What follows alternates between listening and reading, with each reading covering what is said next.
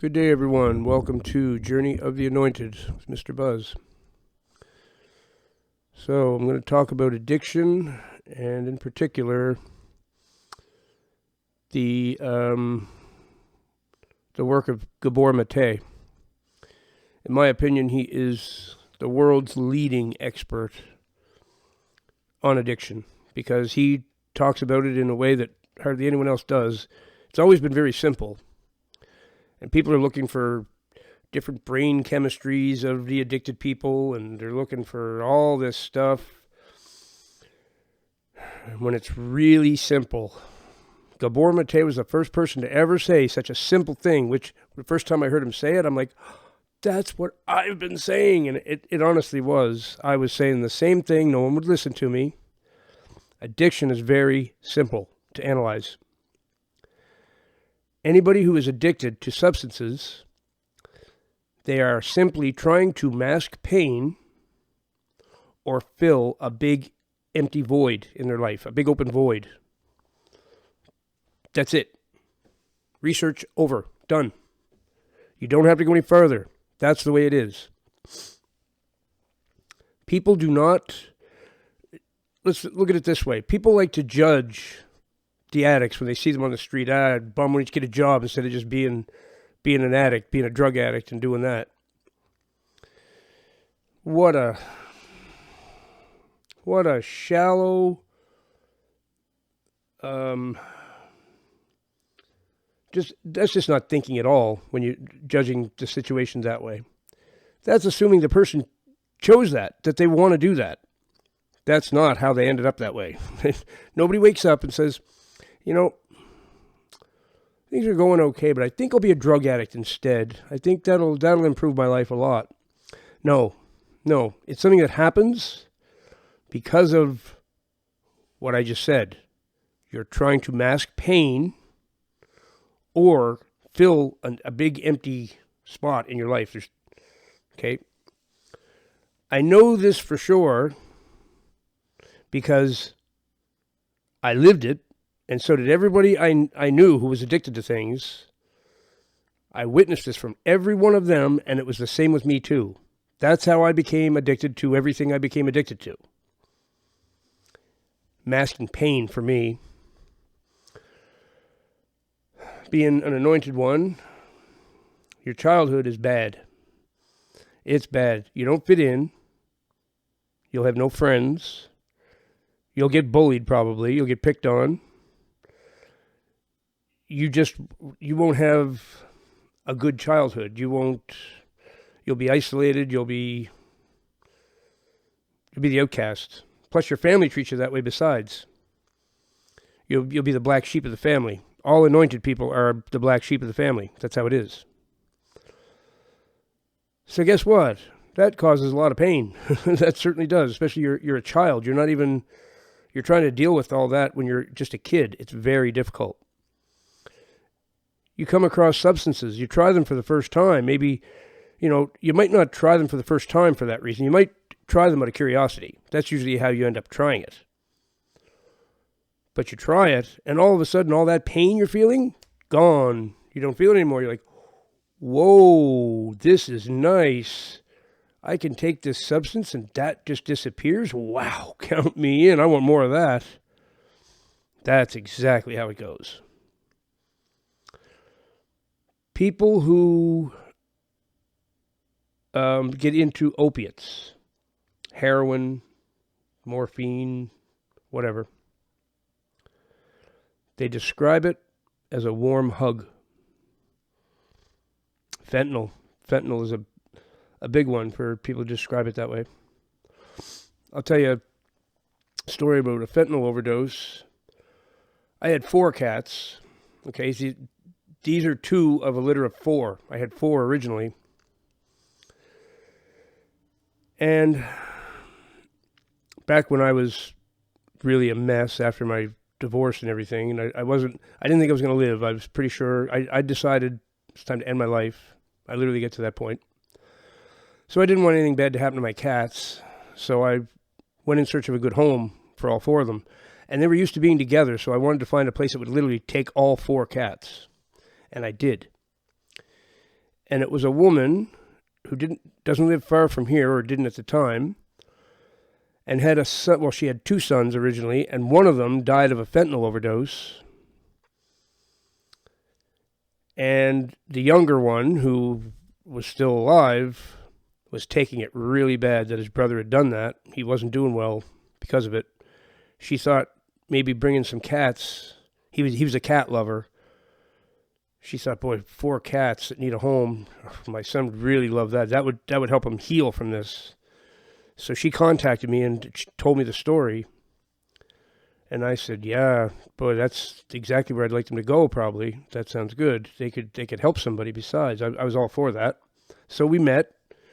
I mean, I wasn't just handing my cats over to anybody.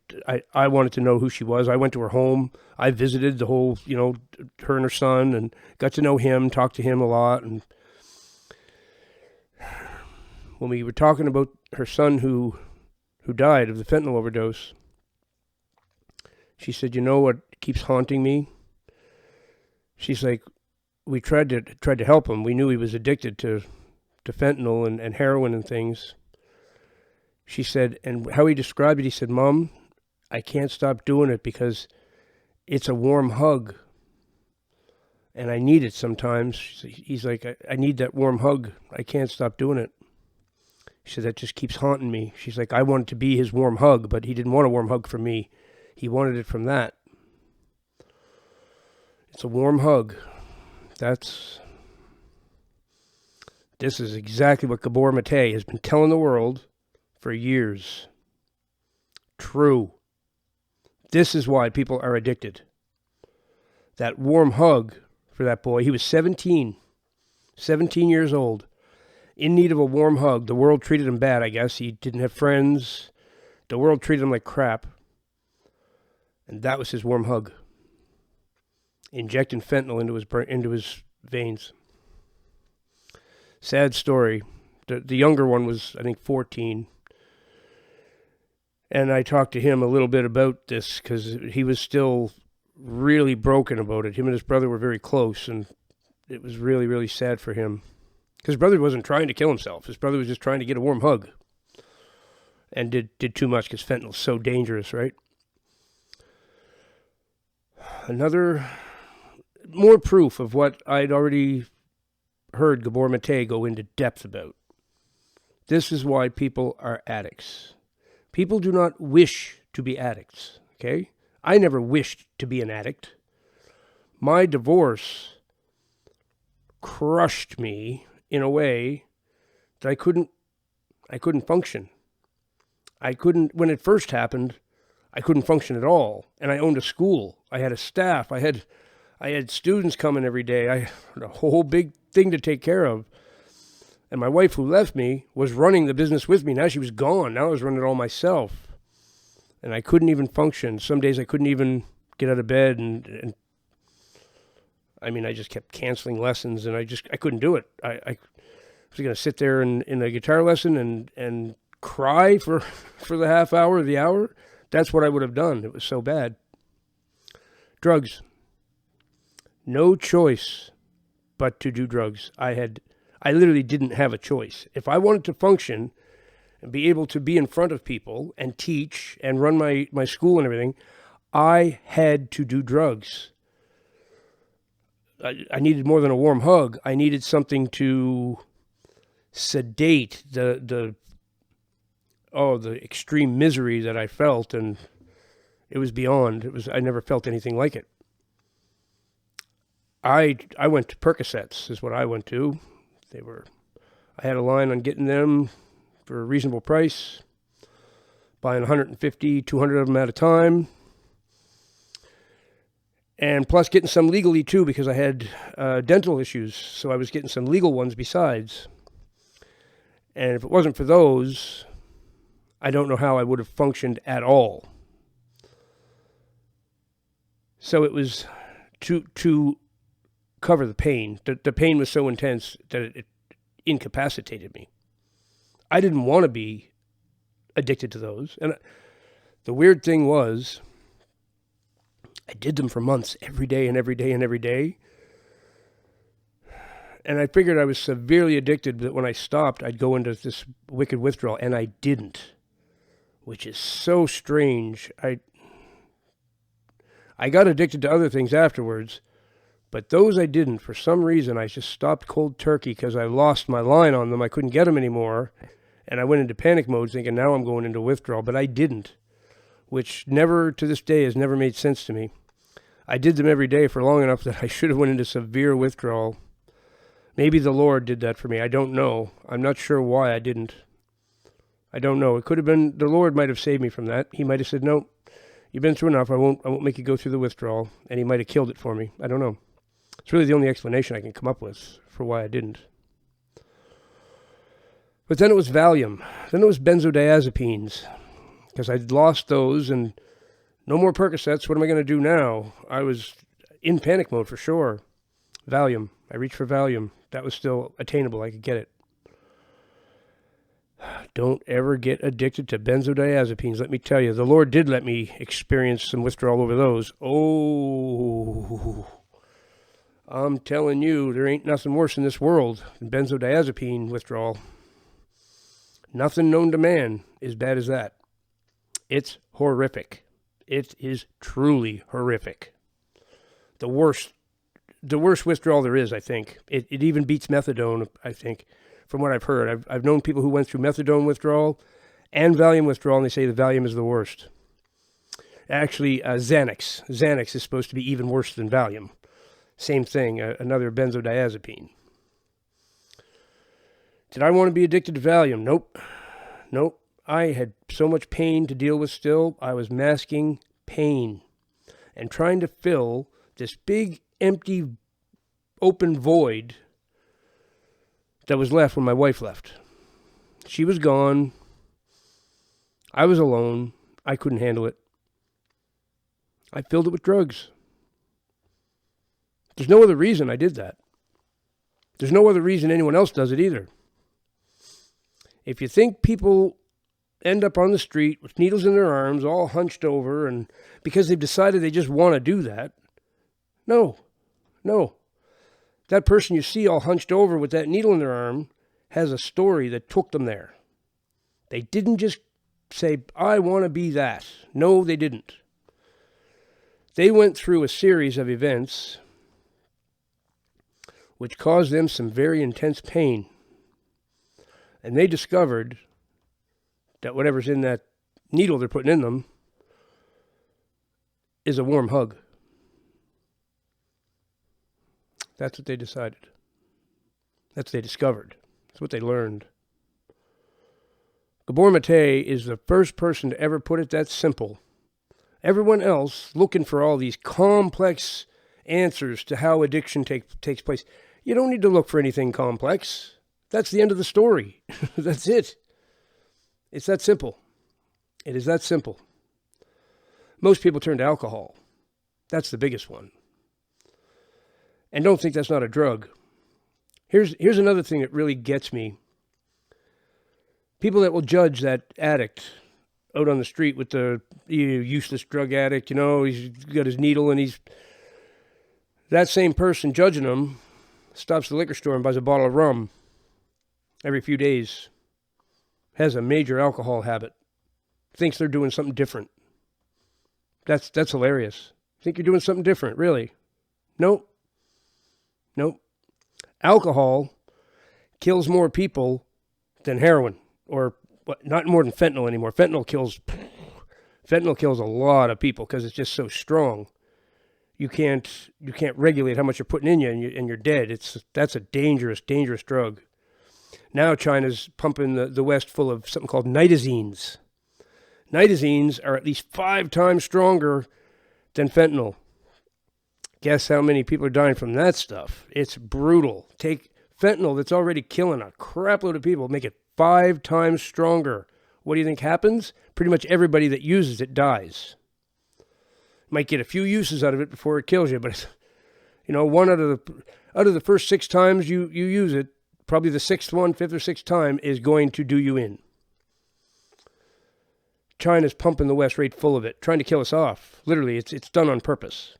The Chinese government is subsidizing the production of nitazines to ship to the West and kill people.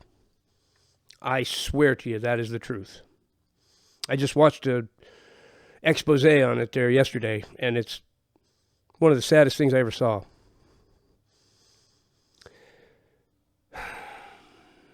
Addiction, I'm going to repeat this one more time. Addiction is very simple. It happens because somebody is trying to mask pain and deal with the pain, or fill a big open void. Okay? Here's an experiment done that proves this beyond a question in my mind, in my opinion. They have rats in a cage. And rats like cocaine. They actually do. This is well known in science that rats love cocaine. You give them a solution, they put it in a water bottle. You have a little bottle with it's got a little ball in the end of the nozzle, and they just sort of put their mouth over it and tap the little thing, and the liquid comes out. Okay, so they make this cocaine mixture and put it in the water bottle. So first they put a rat in the cage all by himself with nothing to do, no toys, no wheel to run on, nothing. Okay, and they give him cocaine. He'll go at that cocaine like it's nobody's business, man. He's just off on that coke. He'll go at it all day long. He'll literally go at it until he kills himself. He'll do coke till he dies. True. I don't know how long it takes to kill them, but it will eventually. The coke will eventually kill them because they lose their appetite. They don't eat right. And they fall apart and they die before too long. Now, take 2 rats, put them in a cage together with all kinds of toys. Make it a rat paradise. Make the cage really awesome. Give them all kinds of things to play on and climb on together and give them the cocaine besides. They won't touch it. They won't touch it. Their lives are good. They got all the other stuff to do. They don't touch the cocaine. They don't want it. They'd rather live their lives and enjoy each other's company and play together, and those rats will not go near the cocaine. Isolate them in a cage, they can't get enough of it. They'll literally kill themselves on it. Now, what does that tell you? It tells you Gabor Mate is a genius. Proves, at least, with rats. And it's the same with us. We are the same as that. Give us a full life. Give us a partner in life, someone that loves us, someone we love. And give us a life that we're content with and, that's all good for us. We're not going to turn to drugs. We might even play around with them here and there, just curiosity, but we're not going to get into them. We don't have pain to mask. We don't have a big void to fill, so we're not going to bother. Put somebody in isolation. This is the reason that this is coming up for me today. I've been in isolation a long time, and I gave up drugs and alcohol a few months ago. I didn't have too much trouble for a while staying off it because I was really focused on the Lord and believe in these YouTube videos that a breakthrough is coming for me. It's going to be a financial breakthrough. It's going to be all these things are going to happen. I no longer believe that. I think that's a lot of clickbait and a lot of empty promises by YouTube creators that should be ashamed of themselves for giving people false hope, as a matter of fact. So if you're one of the people believe in that and waiting for your breakthrough any day now, well, I hope it happens for you, but I got a feeling it's not gonna. I don't think the Lord gives out free chunks of money and cars and all the things that they promise you in those videos. I don't believe any of that. Not anymore. I let myself believe it for a little bit, but no. So since I stopped believing in that, now I'm back to, oh yeah, I remember why I drank. I remember why I did drugs. Because there's just a big void in my life. It's just empty. There's no people. There's no love at all. There's no love I have for my cats, and they love me. But there's no humans. I don't have any human contact at all. I'm just completely isolated. Completely isolated. Haven't got friends, nothing. Nothing. So it's getting hard not to drink, not to do drugs. My mind goes to it all the time now. Why?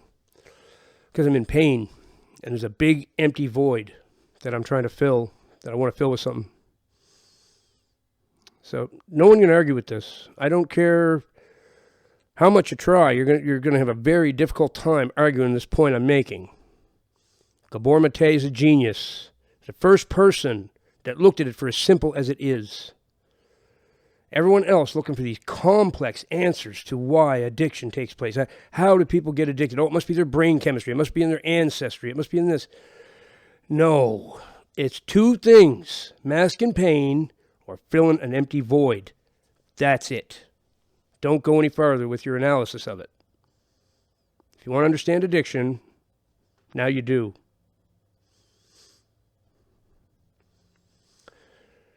Some people beat it by just turn to the Lord. You know, I did. I turned to the Lord, and the Lord helped me stop doing it. Maybe for some people, having the Lord in their life is enough, even when they're completely isolated and lonely. For me, it doesn't seem to be. I'm craving another human being. I'm craving a partner. I'm craving a wife. I want to have a wife again. I can't even meet a person. I mean, I can't meet a single person, so I don't know how I'm ever going to find a wife. That's not going to happen by the looks of it. And I'm starting to realize this, and I'm starting to look at my age. I'm 55 years old, and the booze and the drugs are starting to look awfully good again. That's the way it goes. So now you understand addiction. Believe me, Gabor Mate is 100% right.